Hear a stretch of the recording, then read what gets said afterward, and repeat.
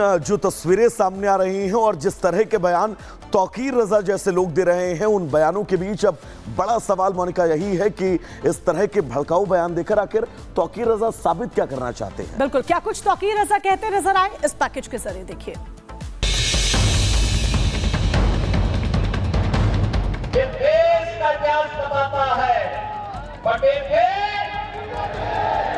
एक रहोगे तो नेक रहोगे। और अगर इसी तरह बटे रहे कि मैं यहां कर लूं, मैं वहां कर लूं, मेरी शनाख्त हो जाए। योगी का संदेश समझ गए तौकीर, लोगों को दी न बटने की तकरीर।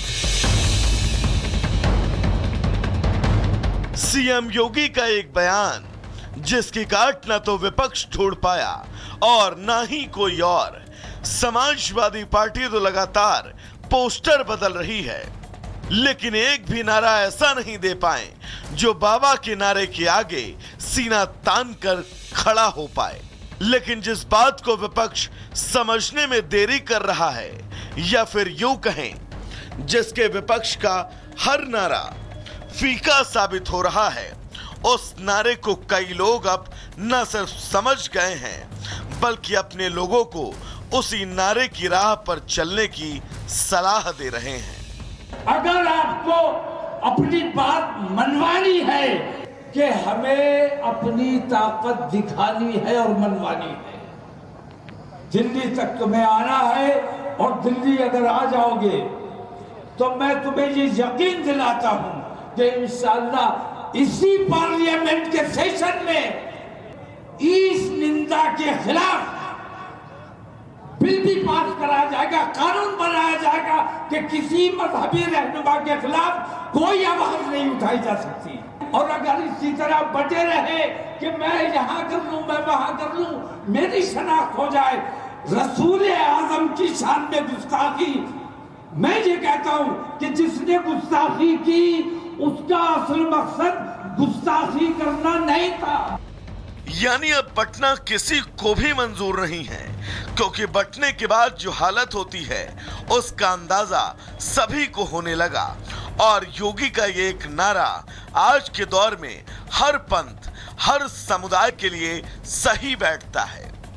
जयपुर के इस कार्यक्रम में बात तो वक्फ बिल को लेकर होनी थी, लेकिन बात होते होते बटने और कटने तक पहुंच गई, क्योंकि तौकीर रजा का कहना था कि वक्फ बोर्ड को बचाने के लिए सभी को एक होना होगा।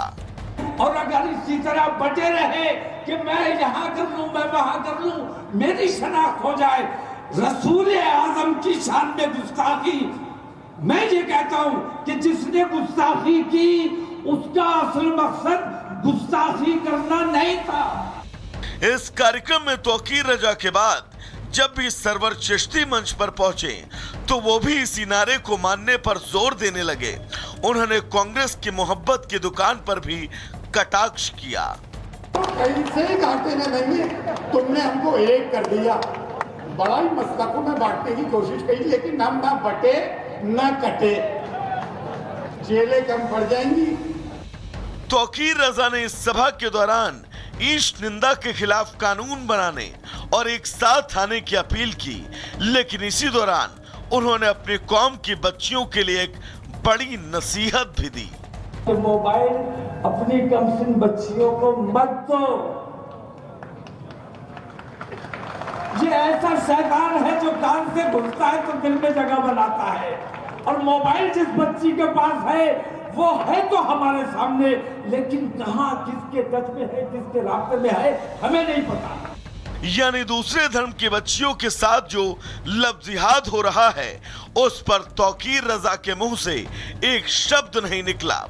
तौकीर रजा ने अपने कौम के नौजवानों से ये नहीं कहा कि वो दूसरे धर्म की बच्चियों के साथ घिनौना खेल न करें, लेकिन अपने समुदाय की बच्चियों को मोबाइल से दूर रहने की नसीहत दे रहे हैं ताकि वो इसका शिकार न हो जाएं।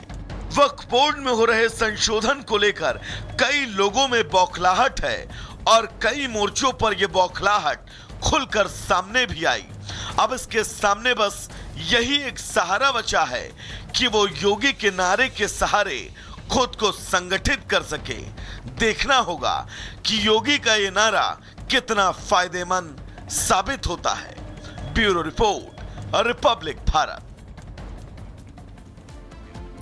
चुनावी वक्त है और लगातार एक के बाद एक बयानबाजी देखी जा रही है। महाराष्ट्र विधानसभा चुनाव की बात करें तो महाराष्ट्र विधानसभा चुनाव में भी सियासी बाढ़ लगातार एक के बाद एक छोड़े जा रहे हैं। लेकिन मोनिका, जो बात असदुद्दीन ओवैसी ने कही है वो पूरे कॉन्फिडेंस तो जरूर भरी हुई है, लेकिन असदुद्दीन ओवैसी की महाराष्ट्र में सियासी पिच क्या है ये शायद पूरे महाराष्ट्र वालों को पता है। लेकिन असदुद्दीन ओवैसी ने कहा क्या कुछ है, सुनवाते हैं आपको।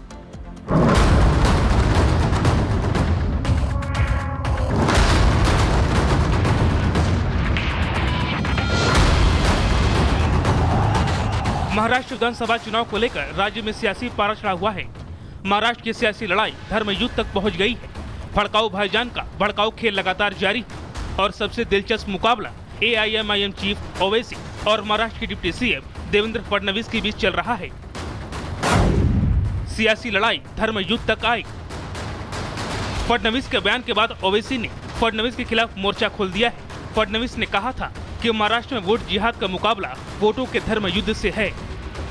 ही निवडणूक वोट जिहादचं उत्तर एकत्रितपणे मतदान करण्याची निवडणूक आहे आणि म्हणून या निवडणुकीमध्ये आपले पाचही उमेदवार या ठिकाणी निवडून आणा।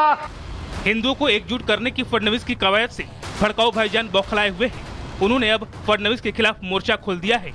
ओवैसी इस कदर भड़के हुए हैं कि अब बदजुबानी पर उतर आए हैं। ओवैसी मुगलों की शान में कसीदे पढ़ रहे हैं, फडणवीस को इतिहास पढ़ा रहे हैं।